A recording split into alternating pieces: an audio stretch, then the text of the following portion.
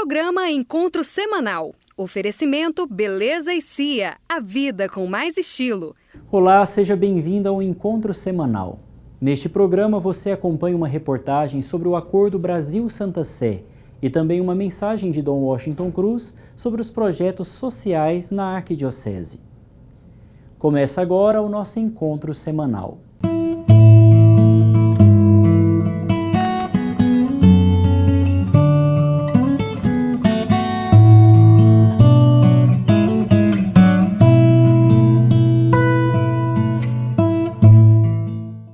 Você sabe o que é o Acordo Brasil-Santa Sé? Nesta reportagem você vai entender um pouco mais sobre este acordo que é tão importante para a nossa igreja. O Acordo Brasil-Santa Sé trata-se de uma peça jurídica concordada entre a República Federativa do Brasil e a Santa Sé, sede da Igreja Católica Apostólica Romana. É uma lei assinada por duas nações, por dois estados. Então, o Acordo Brasil-Santa Sé é uma lei que foi assinada pelo Estado brasileiro, na pessoa do presidente, e pelo Estado do Vaticano, a Santa Sé. E nesta lei, que nós chamamos de acordo, existem 20 artigos, e esses artigos tratam de todas as relações que envolvem a Igreja e seus entes da Igreja com o Brasil. A campanha da Fraternidade 2019 foi lançada com o objetivo de estimular a participação dos cristãos em políticas públicas. Pensando nisso, a Arquidiocese de Goiânia, junto com a Pontifícia Universidade Católica de Goiás e a Associação Dom Antônio Ribeiro, realizou no mês de setembro o Congresso Internacional Acordo Brasil-Santa Sé. Eu fui a esse congresso e eu fui por solicitação do nosso arcebispo e do nosso reitor. E voltando deste congresso, eu fiz um relatório e já havia uma preocupação do nosso arcebispo, do nosso reitor, que este acordo, que essa lei tem que ser conhecida. Porque é assim, uma lei, ela é vigente, mas se ela não é conhecida, ela não tem eficácia, ela não é praticada, ela não é cumprida. Então, a primeira intenção, o primeiro motivo de trazer o Congresso para cá, para Goiânia, para o centro do Brasil, é sim, para que toda essa região, principalmente as autoridades eclesiásticas, as autoridades civis, e aí nós estamos falando do poder judiciário, do poder legislativo em todos os níveis, federal, estadual e municipal, as autoridades judiciárias, o Ministério Público, as autoridades cartoriais, porque precisa conhecer esse acordo e esse acordo tem que ser cumprido, tem que ser praticado. A professora Helenisa Maria Gomes, pró-reitora de Desenvolvimento Institucional da PUC Goiás, fala sobre a importância da sociedade conhecer o Acordo Brasil-Santa Sé. A importância é grande, porque se a sociedade, principalmente aqueles que têm que aplicar o acordo, não conhecem, não aplicam e pode ser que fique um acordo só por formalidade.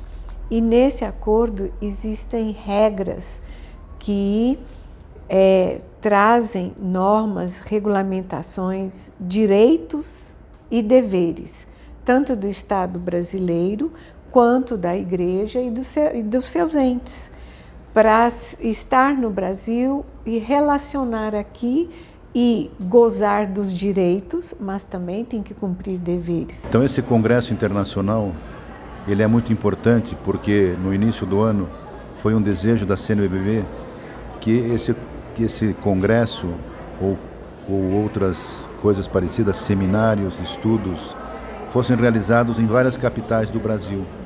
E aí nós tomamos a iniciativa, juntamente com a PUC Goiás, de realizar esse encontro aqui em Goiânia. Os outros não foram internacionais, somente o nosso aqui em Goiânia que será internacional. E a ideia principal desse nosso encontro e aí está o diferencial dele, é que nós vamos procurar fazer com que esse encontro seja um encontro bem prático.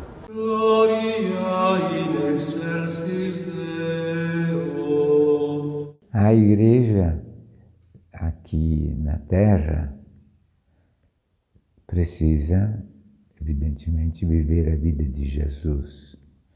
Jesus passou neste mundo fazendo o bem e nos ensinou a amar a Deus amando o próximo. O caminho para Deus é o amor fraterno. Em todas as comunidades da nossa arquidiocese, mas também cada uma das pessoas individualmente que entenderam que o cristianismo tende ao amor, procura olhar o seu próximo com amor e dando e recebendo. Dai, vos será dado, como disse Jesus. Agora, a caridade, o amor, pode se fazer de forma individual, e todo mundo precisa fazer, mas pode ser feito e deve ser feito de forma coletiva, de forma organizada. A caridade é organizada. E quanto mais ela é organizada, ela é eficiente, eficaz. Assim surgiram, em toda a história da Igreja, muitos projetos comuns de várias pessoas juntas para realizar uma obra social, uma obra de Deus para o bem da humanidade. Você veja a Vila São Cotolengo, nasceu lá nos séculos passados como um santo e continua até hoje. E tantos outros projetos que foram começados por santos ou por pessoas menos conhecidas, mas que perduram até hoje.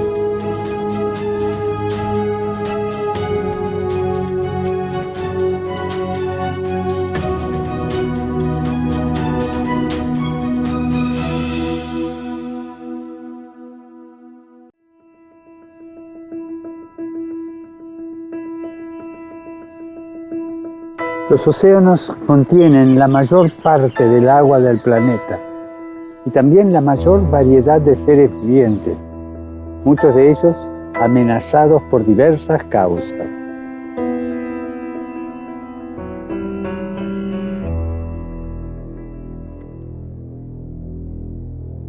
La creación es un proyecto del amor de Dios hacia toda la humanidad. Nuestra solidaridad con la casa común nace de nuestra fe. Recemos este mes para que los políticos, los científicos, los economistas trabajen juntos por la protección de los mares y de los océanos.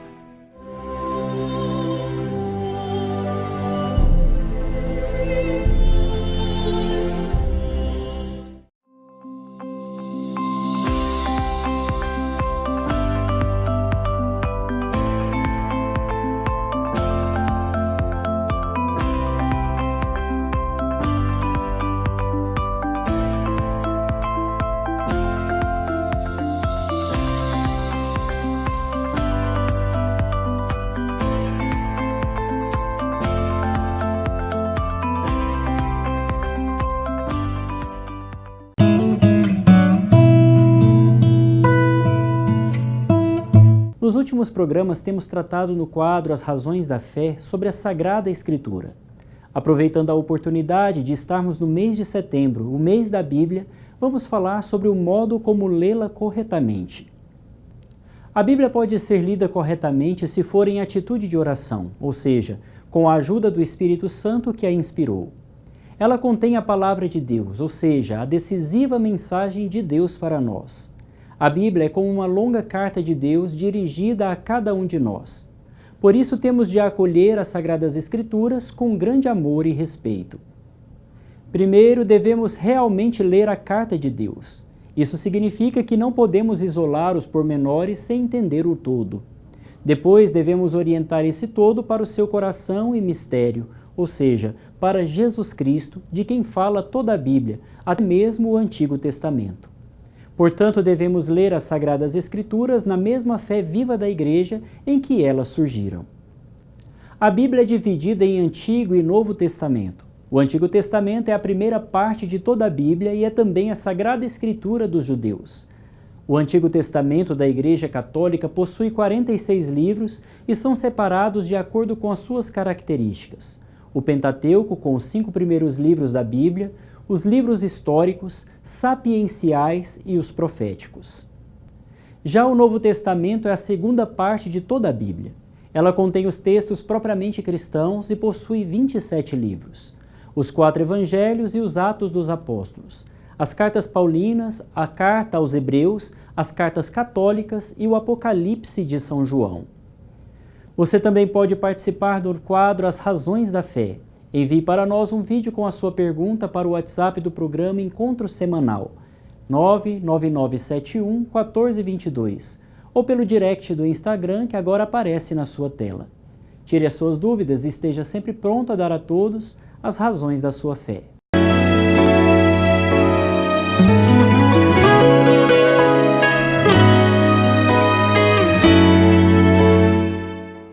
Aconteceu no dia 31 de agosto, na Catedral Metropolitana de Goiânia, a celebração do Jubileu de Prata do Padre José Gonçalves.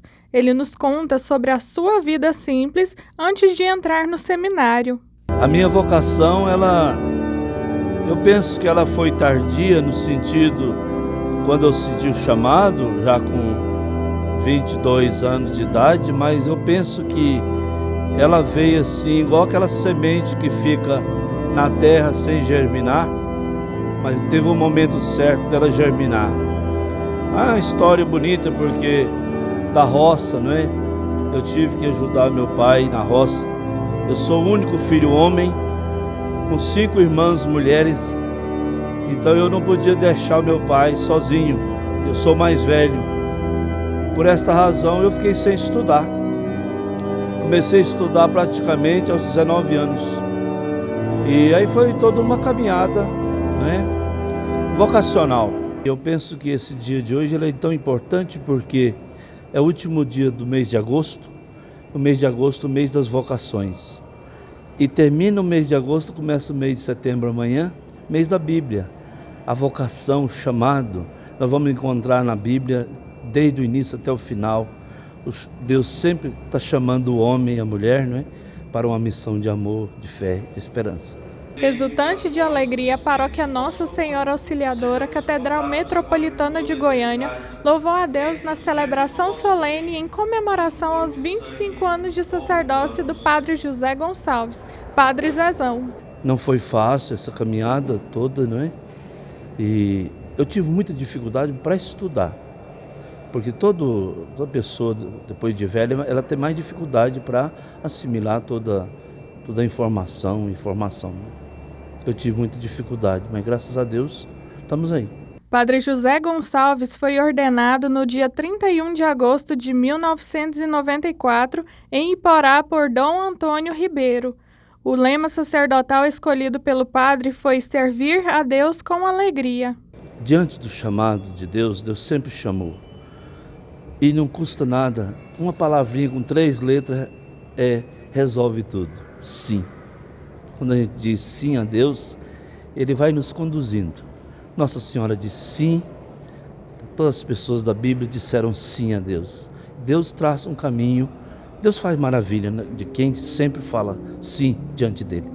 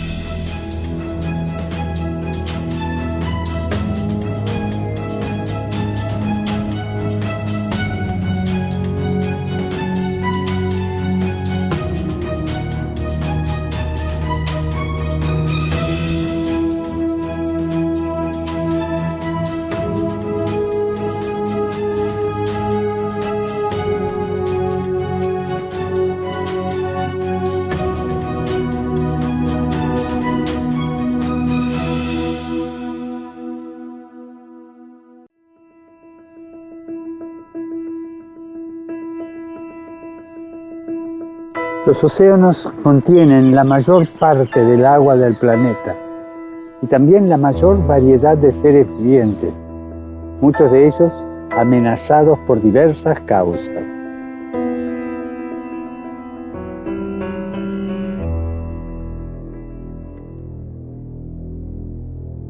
La creación es un proyecto del amor de Dios hacia toda la humanidad. Nuestra solidaridad con la casa común nace de nuestra fe. Recemos este mes para que los políticos, los científicos, los economistas trabajen juntos por la protección de los mares y de los océanos.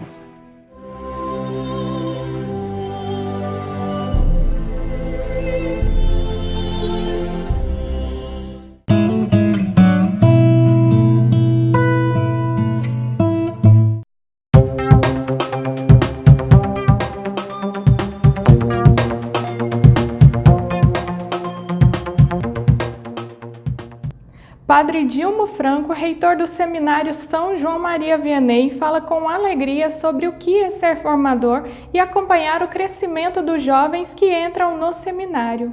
Quero partilhar um pouco com você agora a experiência de ser formador, né? Porque eu fui formando, eu fui seminarista, agora eu estou do outro lado como formador. Ser formador é uma bênção, ser formador de padre é uma bênção. Claro que tem a alegria, a satisfação de ser um pároco, de estar com a comunidade também, fui e amei. Mas tem uma coisa bela que é ser formador, que é ser reitor. Mas não só reitor, principalmente formador.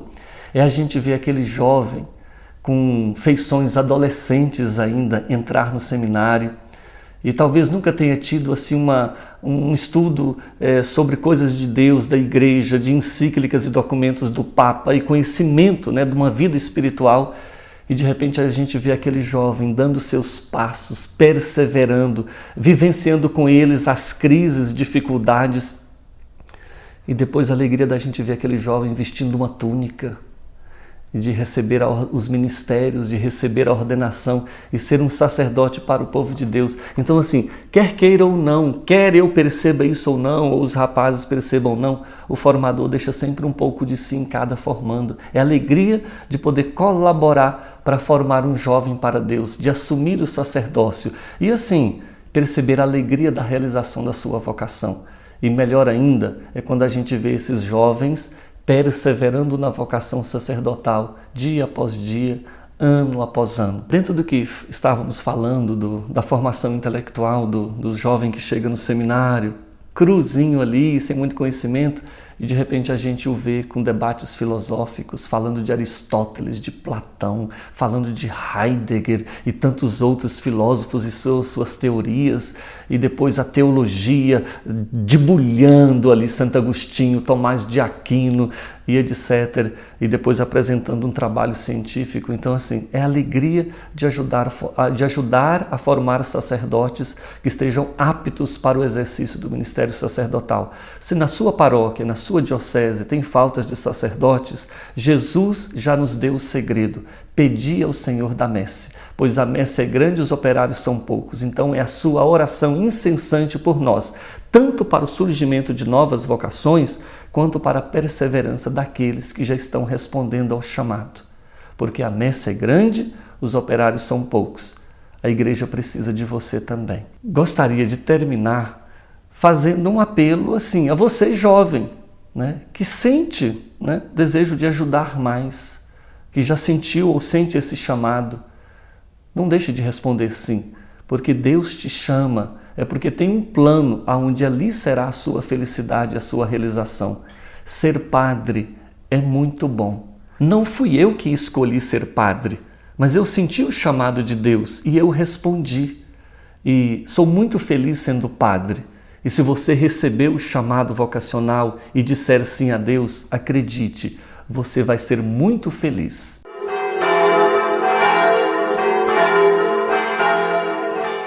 No quadro Direção Espiritual, iniciamos uma série de reflexões sobre os pecados capitais, em contraposição às virtudes que temos meditado nos últimos tempos. Enquanto lutamos para adquirir as virtudes, os nossos inimigos espirituais não descansam. Sorrateiramente eles nos atacam, fazendo renascer em nós os 7 pecados capitais, nos levando à frieza espiritual. Nesta série de meditações vamos falar sobre o renascimento desse tipo de pecado.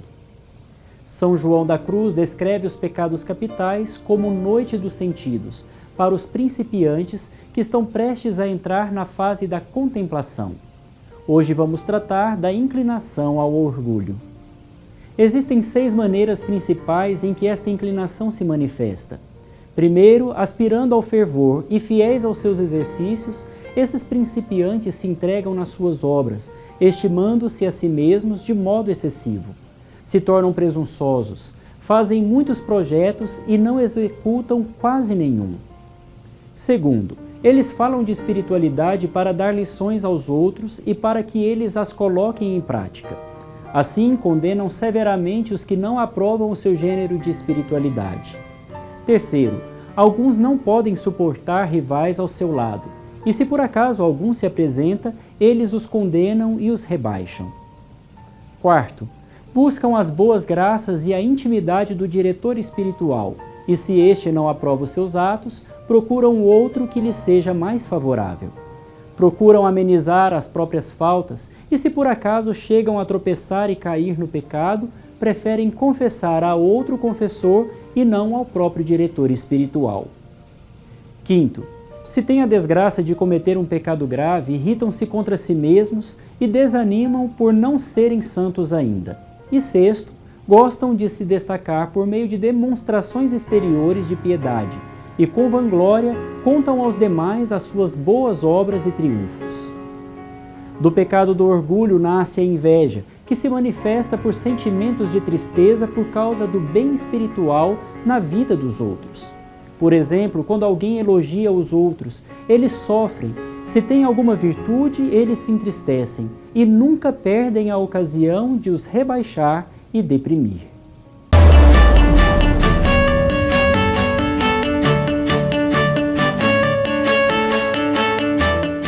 O mês de setembro é dedicado à Bíblia. Ela contém a palavra de Deus e o seu projeto de amor para nós. Assista agora a nossa reportagem especial sobre a Sagrada Escritura. Dia 30 de setembro é o dia da Bíblia e se celebra a memória de São Jerônimo, padroeiro de todas as pessoas que se dedicam ao estudo bíblico. São Jerônimo foi responsável por traduzir a Bíblia para o latim. Então, ele é considerado o padroeiro das pessoas que estudam a Bíblia. A tradução que ele fez da Bíblia foi usado universalmente na Igreja Católica até o Vaticano II, praticamente, assim considerado o texto católico da Bíblia.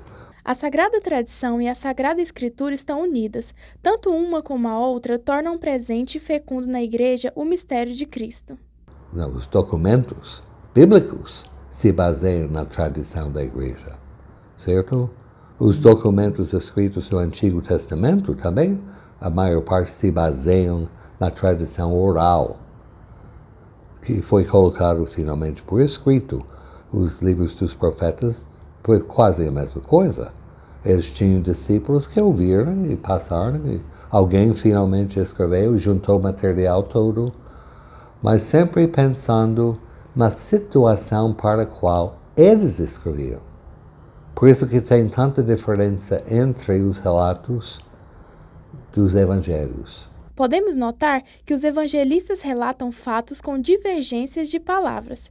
Isto se dá pelo fato de cada autor sagrado escrever respeitando suas capacidades humanas, a cultura e a própria língua. Quer dizer, as palavras não são exatamente as mesmas, certo? Carne ou corpo, deu graças ou bendisse, mas basicamente João, Marcos e Mateus eram judeus.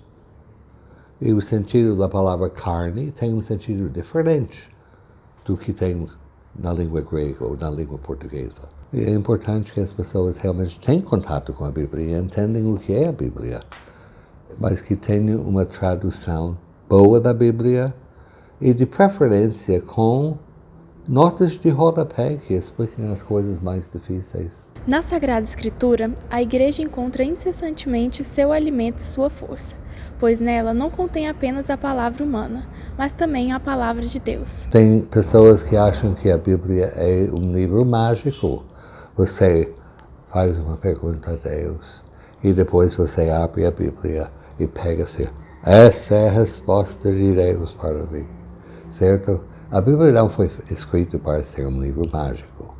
Foi escrito para transmitir a fé do povo judeu, a fé do povo cristão. Chegamos ao final de mais um programa. Você pode nos acompanhar pelas nossas redes sociais, Facebook e Instagram, e assistir todas as edições do programa no YouTube da Arquidiocese de Goiânia. Nos vemos na próxima semana no nosso encontro semanal. Deus abençoe você e a sua família.